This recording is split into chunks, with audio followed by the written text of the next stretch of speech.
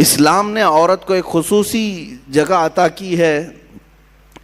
اس حدیث سے سمجھ میں آتا ہے کہ اللہ کے نبی صلی اللہ تعالیٰ علیہ وسلم نے ارشاد فرمایا، دنیا میں 4 عورتیں بڑی عزت والی ہیں، سب سے عزت والی ہیں۔ 4 عورتوں کا تذکرہ کیا گیا ہے، وہ دنیا کی با کمال خواتین میں سے ہیں، جن میں سے پہلے نمبر پر حضرت سیدہ مریم، سیدہ بی بی مریم رضی اللہ تعالیٰ عنہ، دوسرے نمبر پر حضرت سیدہ آسیہ رضی اللہ تعالیٰ عنہ، تیسرے میں سیدہ خدیجۃ الکبریٰ رضی اللہ تعالیٰ عنہ، چوتھے میں سیدہ فاطمۃ الزہرا رضی اللہ تعالیٰ عنہ۔ یہ 4 عورتوں کا تذکرہ کیا گیا ہے اور کہا گیا کہ دنیا کی یہ با کمال خواتین معزز عورتوں میں سے ہیں، اللہ اور اس کے رسول کے نزدیک بھی۔ در حقیقت یہ 4 عورتوں کے نام نہیں، یہ 4 بڑے کردار بھی ہیں۔ ان عورتوں کے ساتھ ایک بڑا کردار ہے۔ اگر حضرت مریم کا تذکرہ آیا ہے حدیث میں کہ یہ با کمال ہیں، تو ساتھ میں ان کا کردار ہے، وہ ایک عظیم ماں کی شکل میں آتی ہیں، وہ دنیا کی ایک عظیم ماں ہیں۔ اگر سیدہ خدیجۃ الکبریٰ کا نام آتا ہے ایک با کمال خواتین میں، تو وہ ایک بہت ہی شفیق اور مہربان بیوی کی شکل میں آتی ہیں، جنہوں نے ہر وقت رسول پاک صلی اللہ تعالیٰ علیہ وسلم کے ساتھ وفا کیا، اپنے شوہر کے لیے ساری قربانیاں دیں۔ حضرت فاطمۃ الزہرا کا نام جب آتا ہے تو وہ ایک عظیم باپ کی عظیم بیٹی ہونے کا کردار ادا کرتی ہیں، ان کے کرداروں پر بھی توجہ ہونی چاہیے۔ حضرت سیدہ آسیہ رضی اللہ تعالیٰ عنہ دنیا کی ایک عظیم خاتون کے کردار میں ہیں۔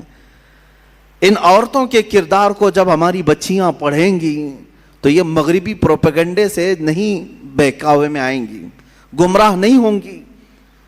میں آج تاریخ کے جھروکوں میں سے چند ضرور سیرتیں آپ کے سامنے عرض کروں گا، جس سے ہمارے آنے والی نسلوں کو اور خصوصیت کے ساتھ ہمارے گھر کی بچیوں کو ایک حوصلہ پیدا ہو کہ ہماری تاریخ روشن ہے خواتین اسلام سے بھی۔ جہاں ہم مردوں کے بڑے بڑے کارنامے ذکر کرتے ہیں، الحمدللہ اسلام میں خواتین کے بھی بڑے کارنامے ہیں، جنہوں نے اسلام میں بہت بڑا حصہ لیا ہے۔ اسی لیے قرآن عظیم میں ایک آیت ایسی آئی ہے جس میں دونوں کا تذکرہ آیا ہے، مرد کا عورت کا، مرد کا عورت کا، ساتھ ساتھ میں اللہ نے فرمایا ان المسلمین والمسلمات والمؤمنین والمؤمنات والقانتین والقانتات والصادقین والصادقات والصابرین والصابرات والخاشعین والخاشعات والمتصدقین والمتصدقات والصائمین والصائمات والحافظین والحافظات والحافظین فروجہم والحافظات والذاکرین اللہ کثیرا والذاکرات اعد اللہ لہم مغفرتا واجرا عظیما۔ یہ ایک آیت ہے جس میں 10 قسم کے لوگوں کا ذکر آیا ہے، 10 قسم کے مرد اور 10 قسم کی عورتیں۔ ان کے لیے اللہ نے کیا وعدہ فرمایا ہے سنیں۔ اللہ فرماتا ہے بے شک مسلمان مرد اور مسلمان عورتیں ہیں، بے شک ایمان والے مرد، اسلام اور ایمان کو الگ بیان کیا گیا ہے، مومن مرد اور مومنہ عورتیں ہیں، بے شک عبادت کرنے والا مرد، عبادت کرنے والی عورت، بے شک سچ بولنے والا مرد، سچ بولنے والی عورت، بے شک اللہ سے خوف کرنے والا مرد، اللہ سے خوف رکھنے والی عورت۔ اور اللہ تعالیٰ نے فرمایا اور جو تصدیق کرنے والا مرد اور تصدیق کرنے والی عورت، روزہ رکھنے والا مرد، روزہ رکھنے والی عورت، اپنی شرمگاہ کی حفاظت کرنے والا مرد، اپنے شرمگاہ کی حفاظت کرنے والی عورت، اللہ کا کثرت سے ذکر کرنے والا مرد، اللہ کا کثرت سے ذکر کرنے والی عورت۔ 10 قسم کی صفات بیان کر کے رب تعالیٰ فرماتا ہے اعد اللہ لہم مغفرتا واجرا عظیما۔ یہی لوگ ہیں جن کے لیے اللہ نے بڑا اجر عظیم تیار رکھا ہے، یہی وہ لوگ ہیں۔ یہاں پر 10 صفات میں نے جو ذکر کیا، اس میں عورتوں کو ساتھ ساتھ بیان کیا گیا ہے۔ اگر تم مسلمان ہو تو عورتیں بھی مسلمان ہیں، اگر تم مومن ہو تو عورتیں بھی مومن ہیں، اگر تم صادق ہو تو عورتیں بھی صادقہ ہیں، اگر تم صائم ہو روزے دار ہو تو وہ بھی صائمہ ہیں، روزے دار خواتین بھی ہیں، اگر تم اللہ کا ذکر کرتے ہو تو اللہ کا ذکر کرنے والی عورتیں بھی ہیں۔ میرے عزیزو، اسلام کو عظیم نونہال جو ملے ہیں، یقیناً کسی نہ کسی عورت کے گود میں پلے تو ضرور ہوں گے، ان کی ماؤں کا کردار ان کی تربیت میں ضرور ہے۔ ہم نے تاریخ کے بڑے بڑے بطل جلیل اور اولیاء کاملین مجاہدین کی زندگیوں کو دیکھا ہے، جنہوں نے اپنے بچوں کی پرورش کیسے کی ہے۔ سیدنا غوث اعظم عبد القادر جیلانی رضی اللہ تعالیٰ عنہ، ماں کی تربیت ہمیں صاف نظر آتی ہے۔ سیدنا غریب نواز خواجہ معین الدین حسن چشتی رضی اللہ تعالیٰ عنہ، ماں کی تربیت وہاں پہ بھی نظر آتی ہے۔ بایزید بستامی، ان کی بھی ماں کی تربیت نظر آتی ہے۔ امام شافعی رحمۃ اللہ تعالیٰ علیہ، ماں کی تربیت وہاں بھی نظر آتی ہے۔ عزیزان گرامی، ان نونہالوں کو جو اسلام کے لیے عظیم تحفے کی شکل میں دیا، لاکھوں سلام ان ماؤں کی گودوں پر جنہوں نے ایسے سنہرے ہیرے ہمیں عطا کیے۔ جانتے ہیں آپ، امام شافعی رحمۃ اللہ تعالیٰ علیہ پڑھ کر کے جب آئے تھے تو پورا گاؤں استقبال کے لیے باہر گیا تھا۔ پڑھ کر کے جب آئے بڑے مشہور ہو گئے حدیث میں، علم میں، اور جب گاؤں آ رہے تھے تو پورے گاؤں والے ان کے استقبال کے لیے گئے، نذرانے دینے لگے، پیسے وغیرہ ساری چیزیں۔ ماں نہیں آئی، جس ماں نے ان کو محنت سے پڑھایا تھا۔ امام شافعی رحمۃ اللہ تعالیٰ علیہ اپنے گھر پہنچے تو ماں کو دیکھا گھر میں خاموش بیٹھی ہیں۔ کہا آپ نہیں آئے؟ کہا میں آتی تو کہیں دنیا یہ تانا نہ دے کہ محمد بن ادریس شافعی کی ماں نے دولت کے لیے اسے پڑھایا تھا۔ میں نے ہرگز تمہیں کسی نذرانے کے لیے یا لفافے کے لیے نہیں پڑھایا، میں نے صرف اللہ اس کے رسول کی رضا کے لیے پڑھایا ہے۔ جو کچھ لوگوں نے تجھے دیا ہے اس کو گھر کے باہر رکھنا، اور جو کچھ میں نے اللہ کی بارگاہ میں عزم کیا ہے وہ میرا اور تیرا تعلق ہے۔ عزیزان گرامی، وہ عظیم مائیں ہیں جنہوں نے اپنے بچوں کے لیے قربانیاں دیں اور ایسے نونہال اسلام کو عطا کیے۔ آئیں ہم ان تمام مثالی خواتین کا تذکرہ بعد میں کرتے ہیں۔ بارگاہ سیدہ فاطمۃ الزہرا رضی اللہ تعالیٰ عنہا میں ہم خراج عقیدہ ضرور پیش کرتے ہیں۔ رسول پاک صلی اللہ تعالیٰ علیہ وسلم کی 4 بیٹیاں ہیں، یہاں پر یہ ذکر کرنا مجھے ضروری ہے۔ حضور پاک صلی اللہ علیہ وسلم کی 4 بیٹیاں ہیں اور 3 بیٹے ہیں۔ یہ تمام مسلمانوں کو ازبر کرا دو کہ حضور کی اولاد کتنی ہے؟ 7 ہیں، 3 بیٹے اور 4 بیٹیاں۔ بیٹوں کی وفات بچپن میں ہی ہو گئی، کوئی 6 مہینے سے زیادہ نہیں رہے اس دنیا میں، اور بیٹیاں سب بڑی ہوئیں۔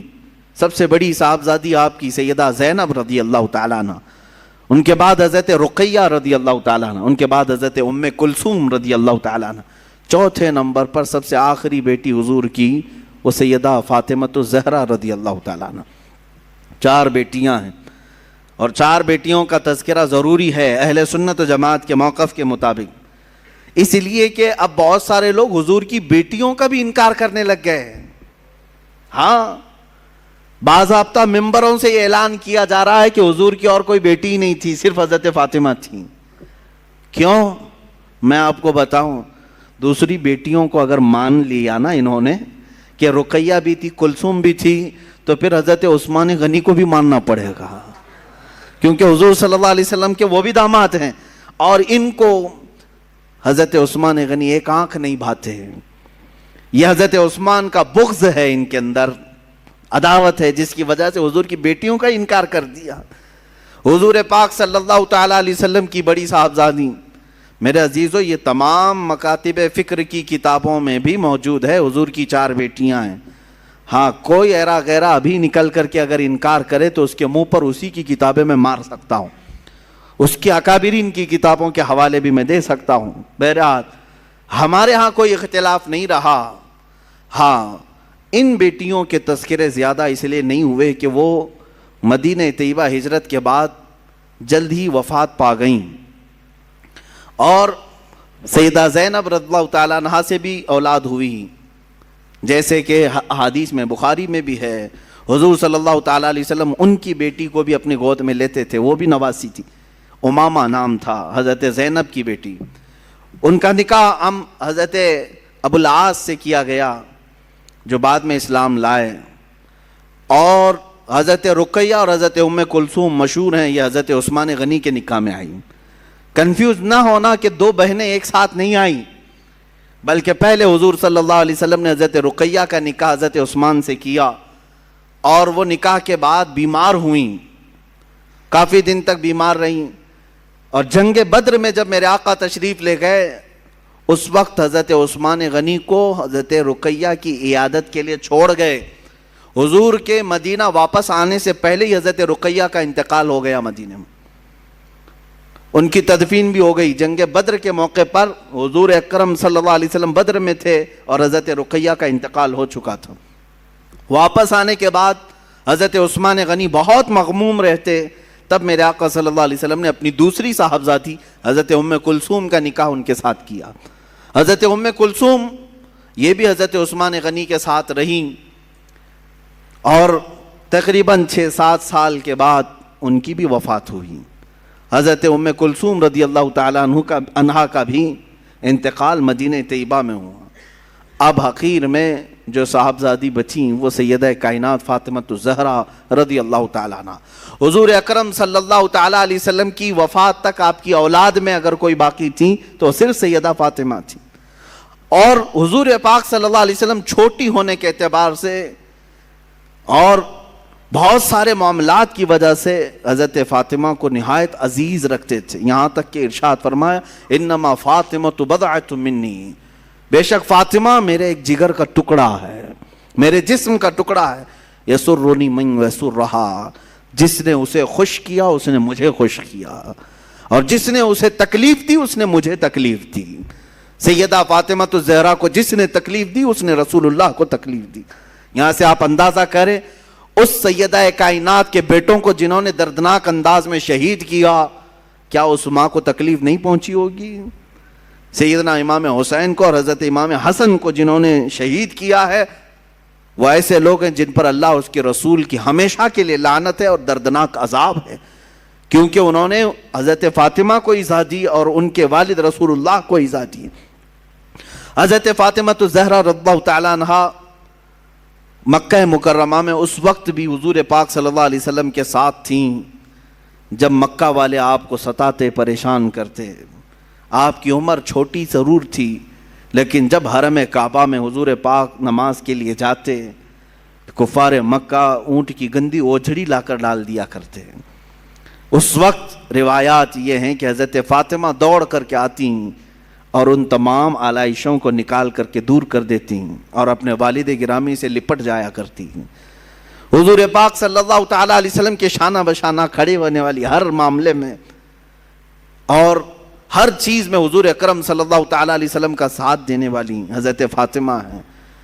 پوری زندگی بھر انہوں نے اپنی کوئی خواہش نہیں ظاہر کی کہ مجھے ایسا چاہیے مجھے ویسا چاہیے. لاڈلی بیٹیاں کیا نہیں مانگتی اپنے باپ سے، لیکن میرے آقا صلی اللہ تعالیٰ علیہ وسلم سید الانبیاء ہیں اور کائنات کے آقا و مولا ہیں، اپنی بیٹی سے نہایت محبت کرنے والے. اگر وہ بیٹی مانگ لے تو کیا رسول نہیں لا کر دے سکتے؟ لیکن سیدہ کائنات نے زندگی بھر کوئی ایسا سوال نہیں کیا. میرے آقا صلی اللہ تعالیٰ علیہ وسلم نے جو دیا اس کو لے لیا.